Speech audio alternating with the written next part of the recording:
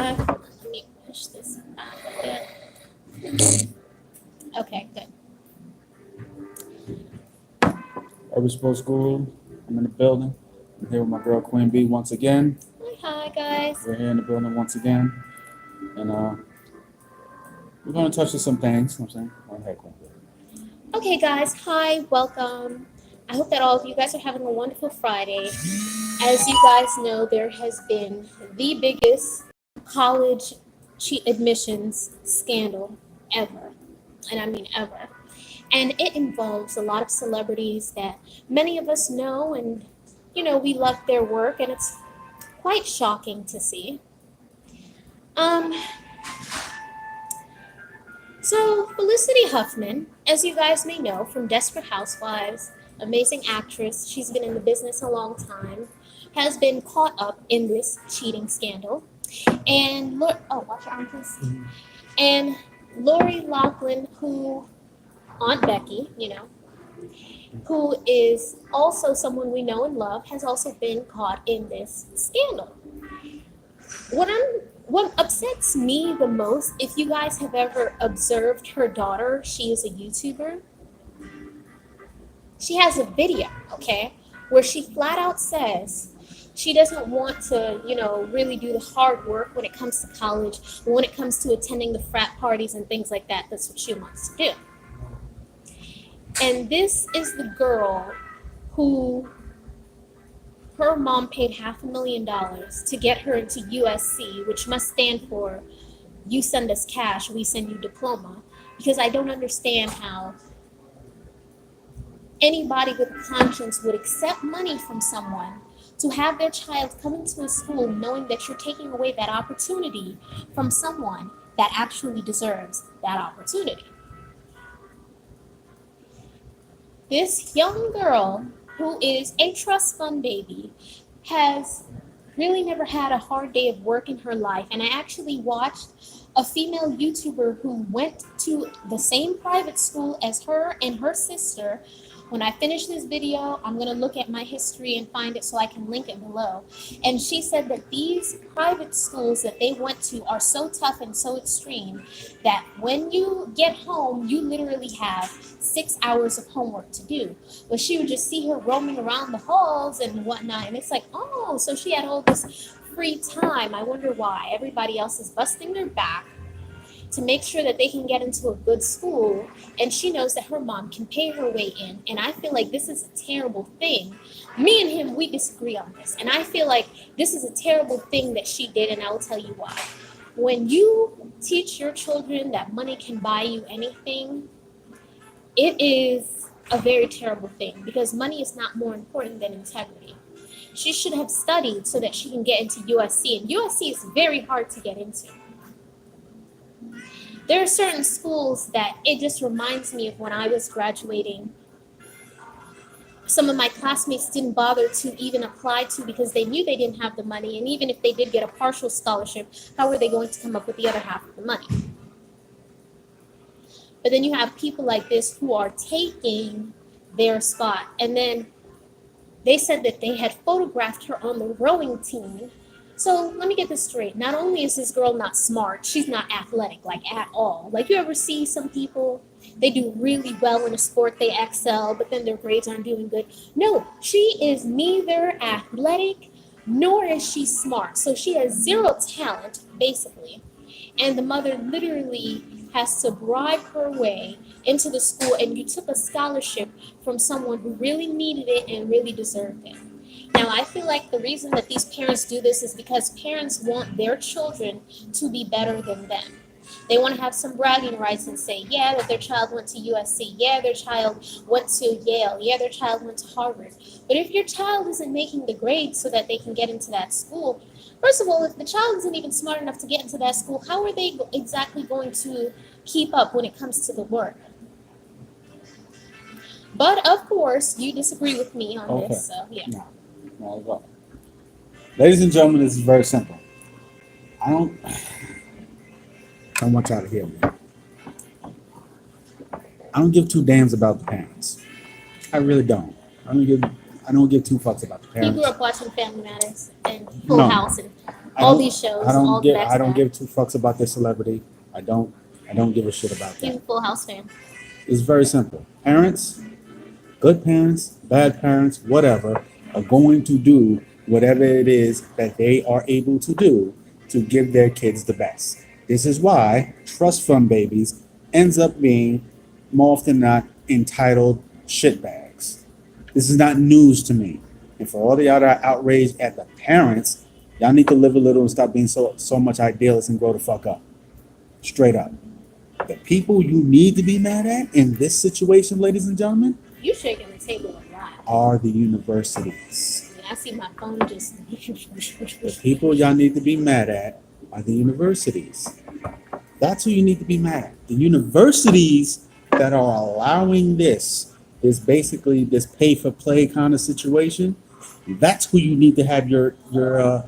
This is who needs to get your venom right now, because the universities are allowing this fuck shit to happen, allowing this bread to come in for a student who basically ain't gonna do shit, ain't gonna study, ain't gonna pass anything, is just gonna half-ass their way, and is taking a spot away from someone who really wants to be at this university so they can graduate and do something with their lives. That's where the problem is. This, as far as the parents, any parent, I don't give a fuck about their celebrity. Any parent, ladies and gentlemen, be fucking for real. Any fucking parent is going to do whatever they can do to give their child the best. And when a parent has more, they're going to be able to give more to give their child the best. Like I said, it is not a coincidence that most people who are very well off, their kids end up being very entitled jackasses. This is not fucking news to me. It's not. Be mad at the fucking universities. That's who deserves the venom right now. Those two chicks, I really can care less. The fact of the matter is, ladies and gentlemen, I'll say this. I'm more than certain it ain't just UNC that's done this. Y'all read between the lines. I'll leave it at that. So basically, because he's a fan of Full House, No, he's I'm going not. to defend. I have her. not watched the new Full House. I have not. I've never watched Desperate Housewives. Never. Not one episode. Do you know how many Emmys that show won? And you saying you didn't I've watch never watched it. Why? Why? it? Okay. Well, I said, so when you go look at Olivia Jade's YouTube channel, first of all, she disabled comments on every single one of her videos. So she knew, okay, people had something nasty to say. And I also noticed that she had 1 million subscribers in a very short amount of time, but she doesn't really have any talents. She doesn't sing, she doesn't dance, she doesn't act. She's not athletic. We definitely know that one. So you have 1 million views for what exactly? Again, writing your mom's coattail, writing your mom's name. You know, there's nothing special about you. I know people who have been on YouTube for years who are, you know, not me when it comes to beauty, because you guys know I do some beauty, you know, when it comes to natural hair, but I'm talking about makeup, because she has her own makeup line with Sephora. I know women on here who have been on YouTube for years doing makeup, and they don't have 1 million subscribers, not because what they do isn't good, not because they don't have the right camera, not because they don't use the thumbnails and the tags and, you know, YouTube's algorithm and try to keep up. But, you know, YouTube is legitimately hard, and to see someone just continue to rise and rise to that position and they're not really putting in the work like everybody else, it just kind of makes me look at this person sideways. Like, she has her own makeup line with Sephora, who recently dropped her, and for good reason, but she had, sorry, past tense, her own makeup line with Sephora, and it's like, why? All these YouTubers who have a following and everything, how is she specifically chosen to have a makeup line with Sephora? How is it she specifically has 1 million subscribers, and then you have these women who are doing makeup and contouring down, okay, up and down, all right, and yet they don't have that. Privilege. And you guys continue to support these people too. Privilege. I answered the question. I Privilege. wouldn't. Okay, can I finish? I wouldn't sit here and watch what she's doing anyways because it's like there's really nothing special about what you do. Now, especially after watching what her classmate had to say about her and say about the environment in that school. Now, this isn't just to single out Olivia Jade. She said that a bunch of the people who went to that school are very materialistic, they're very entitled, they have, this kind of air about them, they just like to gossip. So it's kind of like, this is the low quality person that you're supporting. And I was just so happy to see that white people came out and they did not support her. They're like, whoa, first of all, we don't know you. We don't support this. Shame on you. I'm just like, yes, all right. Ladies and gentlemen, it's just that simple. If a rich airhead is trying to do something on her own and you're not jacking her, don't support her. It's just like the Kardashians. They were just Hollywood hoes until the sex tape came out. That's all they were. They were just Hollywood hoes. That's all they were. Sex tape came out, the world got to see who they are, and they got a TV show. If you don't like them, stop supporting them. Stop watching a TV show. Stop going to Dash. It's just that simple. Dash closed down. Well, Dash was I'm just making a point. Whatever nonsense they selling nowadays, whatever it is they selling. But I know Kim is like real strong on the internet, and Kylie, she got a like makeup line or whatever the hell they're doing. You don't like it, don't support it. Oh, I don't. And at one point, they kept saying Kylie is self-made. And I'm like, okay, we're not going to do that. All right, so next thing to talk about is Jussie Smollett. Okay, they are thinking about either killing off his character on Empire or recasting him. I personally do not think that the show can survive without him, and I will tell you why. First of all, the show has already killed off Uncle Vernon. I forget, he was New York Undercover. I forget his name. Malik Yoba. Thank you. He's been in a whole bunch of stuff, a very seasoned actor. Not too sure why they killed him off the show. Then there was Cookie's cousin who they killed in I think like the first episode, can't remember his name. Then they killed Rhonda, Andre's wife. Then they killed Boo Boo Kitty. Chris Rock wasn't going to stay on the show long, but they killed him too. It's like I feel like they have killed off too many important characters, particularly main to supporting characters, to be able to kill him off the show. However, when I was watching James Caldwell yesterday, he made a very important point. He said the show can't him at this point because he's just caught so much heat, and I do have to agree with that as well. At this point, I feel like the best thing that they could have done is just end the show gracefully. I don't know if I could really see anyone else playing Jussie Smollett just because it's like we're so far along. And I also stopped watching Empire like maybe right after Rhonda was killed because it's like I just feel like this is just going on and on and on and on and on. I stopped watching Empire. It's like Bleach, the anime never ends. Really. I stopped watching Empire in 2017. As far as I think they should kill off his character, and I say that, why should you stop everyone else's money because he decided to do this bullshit? The ratings for the show also haven't been very good either. If the ratings warrant cancellation, then let that happen. But why should everyone else's money be jeopardized because he took it upon himself to create this farce? Like case in point. I'll give you a perfect example we've seen recently in television. Roseanne. Roseanne took it upon herself to be a racist bitch and put the stuff out there that she put out. This was a reboot of a show that middle America loved. She decided upon herself to say the stuff that she said, and she basically messed up everyone else's money. So what they do? ABC rebooted the show again, this time without her. Why are you canceling everyone else's money because this one person took it upon themselves to behave this way? No. Keep the show going. Kill him off. Kill him. Like, cut his head off. Do something. Well, he's not even the biggest star on the show. The biggest star on the show is Cookie Lion. He is not the biggest star on the show, but he is the talent of the show. So how Yes. can a show that is musically based survive without its talent? Yes. Remember Andre, remember in the first season how he was watching them sing in the booth and everything? So we know Andre can't sing, okay? Yeah. We know Andre doesn't have Listen, any musical I talents. We've said this. seen him in a bunch of movies and I've we haven't seen him I've sing said yet. I've said this to y'all before, and I have no problem admitting it. Justin Smollett is by far the most talented person on the show. All due respect to Hakeem, Jesse Smollett is the most talented person on the show. But guess what? They get so many guest appearances, it won't matter. I don't think the show can. I think They they this get is the so end of the many. show empire, ladies and gentlemen. They can still get two more seasons out of it. Keep it going. Kill him. Two in the back of the head. He'll be alright though. All right, moving forward now, we have to talk about gangster rap. Now, I know a lot of people wanted to boycott Prada, which honestly speaking, many of us can't afford. I'm not ashamed to say I can't afford it, and even if I could, I wouldn't pay that kind of money for that stuff. Yes, you could. Um, I can't afford that stuff. Yes, you could. No, I can't. Yes, you could.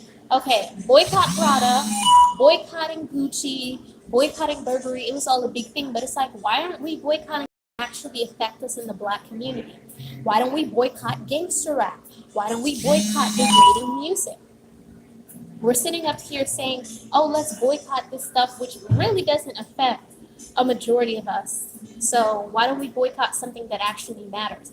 And when I said to boycott, I posted a clip from a girl group. They're called the City Girls.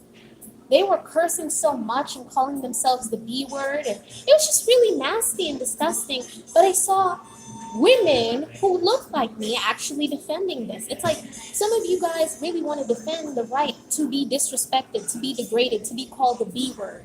For what reason? David Banner said it best, like, only in our music do you hear that the men are calling black women the B word, demeaning their women. And do you hear them talking about themselves as the N word and themselves and their brothers as thugs? But for some reason, you guys are okay with that. When they talk about killing, who are they talking about killing? They're people. But for some reason, you guys are okay with listening to this kind of music. And let me tell you something. I looked up the whole history of rap and everything. There were women who were conservative like me who tried to warn you guys a long time ago, like Dr. Francis Cresswell Singh, that we are the only people who are taught to praise our demeanor, okay? But for some reason, you guys continue to support this music. Why? I don't know. Any Okay. thoughts? First question I want to ask. Sorry, another thing, and it's gotten worse, okay? Now we have these supposed gangster thug rappers who are wearing dresses. Why? Okay, Why are you in a dress? Why are you in a skirt? I'm gonna get to that. First question I want to ask you, Queen B, is how real do you want me to be? You can say what you like. Okay. This is a live video. I can't edit. Okay, all right. I'm going. Okay. What David Banner said is 100% true. 100% true. I'm not going to refute it. But here's the deal. I'm going to be brutally honest with y'all because it's Urban Sports Guru. I keep it all the way 1,000 with y'all. Music is about someone telling their life story. Tell the people who it is that you are. And the reality is, a lot of the brothers that gotten on, music, it started with rap, where brothers were simply telling their story. And it got to the point where you had guys from the inner cities and they were telling the stories that they seen. The stories that they seen. NWA, of that whole group, the only one who really was the stone cold gangster was Eazy-E. He was the one that was really hardcore living that gangbang lifestyle. And what they were doing was telling the stories of the things that they see in Compton, in South Central Los Angeles. And it became so popular. And this is what all the MCs was doing at the time. They was talking about what it is that they were seeing in these neighborhoods. It morphed from that. From that, it morphed into, I'm not telling you all what I see. I'm telling y'all what the fuck I really do. And this what it became a battle for authenticity. Who's the real gangster? Who's the real this? And who's done more? Who shot more people? Whatever the cases may be. I'm not condoning it. I'm just telling you what it is. What it is morphed into is we lost our way. The because effeminization of black no, men. no, yeah, it's completely feminization of black men, but it's morphed into because we completely lost our way, and it's been glamorized so much. So instead of it just being me telling you the things that I've been through and the things that I've done, it's morphed into it's glamorized so much where it's made it seem cool. So now we have a whole generation now that have come up. They've grown up on nothing but rap music. They've grown up on nothing but that. I'm an '80s baby. '80s baby, and the '90s raised me. So the '80s was all for me was all Michael Jackson. Then the '90s took over, and the gangster shit took over. And the gangster shit appealed to me because it was what I was seeing in East New York growing up. These kids now, all they're hearing is gangster shit. That's all they've heard since a youngin'. So this is why it's morphed into something crazy for them because they don't realize the reason why brothers was taking these risks and living that lifestyle. They see it as just the thing to do. This is why I have a problem with MCs who, instead of trying to find a correct way to tell your own story, they glamorize it like it's the shit to do. It's not the shit to do. But these rappers, some of these rappers have been caught that they did not live the rough lifestyle that they claim. Look at Drake. He's talking about he started from the bottom. Even his cast members were looking at him like, what are you talking about? When you were a teenager, you were here working on Degrassi. You grew up in an upper middle class Jewish family. We don't know what you're talking about, Drake. What bottom exactly did you start from? Did you live at the nice house at the bottom of the hill in that little cul-de-sac? I'm trying to understand what bottom exactly it is that you're talking about. So I feel like we have enough gangster rap, okay? We get it. It's hard out there in Compton. It's hard out here in Brooklyn. It's hard out there in Jamaica, Queens. We get it, okay? We get it. We have enough gangster rap. Let's do something new. Also, another thing that many of you don't understand is that you're not supposed to speak things into existence. You see a lot of these rappers, they kept talking about death, and then they died young, like XXX okay? Tupac is another one who talked about death. You have to stop putting certain things out there into the environment. Talk about something positive for once. And I would like to see them just change the narrative. You know, for a long time, black women have been saying we don't want to hear the B words in your song. And you women need to support that, okay? If black women everywhere said, you know what, we're not going to support any songs where you guys call us the B word, or we're not going to support you if you don't wear a belt, belts would be sold out like that tomorrow, okay? I was just about to touch on that. At the end of the day, if there's something that you don't like, you do not support it. Don't just go on the blogs and comment and bitch and moan. Don't support it. It's just that fucking simple. Because at the end of the day, these artists that y'all complain about sell millions. This fucking rap bastard Tekashi 6ix9ine sold millions. I never bought his music. Sold millions. Never. I don't even know one of his songs. He perpetuated a farce, a complete farce, to you, and y'all bought that shit hook, line, and sinker. I never bought. He never got a nickel from me. Because we're not he wasn't getting no bit of attention from me watching his videos. None of that, because I knew this kid was a fraud, and I knew he was gonna tell. So a motherfucker like me who's actually lived this shit, I know who's someone who's perpetrating and not. Most of the time, I can tell just by looking at him. It's just that simple for me. It's just that simple for me. And a lot of you guys who are millennials and Gen Z meaning you're born 2000 or afterwards, you guys, you better be careful. You better be careful because we have a lot of great rappers like Tupac, like Biggie, okay, Big L. Many of these people who were shot, gunned down, XXX It's like so many of you guys are just completely missing what happened to the people who came before you. They're like missing many it because of them, they don't think it can happen to them. Like many of you guys, for some reason, you want to live this life and continue to live this life even after you make it. Why? I don't understand. I'll explain that to you. Oh no, we gotta end the video. It's at 25. Sorry, I'm so sorry. I'll be very quick. I'll explain it to you. These kids are, you've seen it with some of these MCs where they get on and they start getting money. So for authenticity, then they want to start portraying themselves as being a certain way. so they can continue to hope in the hopes of continuing to sell records. The reality is this, and I say this all the time, Tupac to me is a cautionary tale. What Tupac did, he was a revolutionary. What he did, he dumbed himself down into gangster shit to appeal to a bigger audience, to grab you. Once he got you listening to the gangster shit, that's when he hit you with the thought-provoking shit. And he's not the only artist who's done that. The reality is this. I'm gonna say this again. Stop buying the bullshit. And then artists who actually are thought-provoking can be thought-provoking. Case in point, I'm a big Jay-Z fan. Jay-Z said it flat out on wax. The truth, I'd rather feel like common sense. But since I sold 5 million, it's fucking common sense. All right, well then, thank you so much everybody for watching. Make sure that you like, comment, and subscribe. And when you subscribe, click that notification bell. Just because you're subscribed doesn't mean you'll be notified unless you click that notification bell. Gotta end this, guys. It's almost half-hour mark. All right, let's go upstairs so I can do your thing. My godfather's here.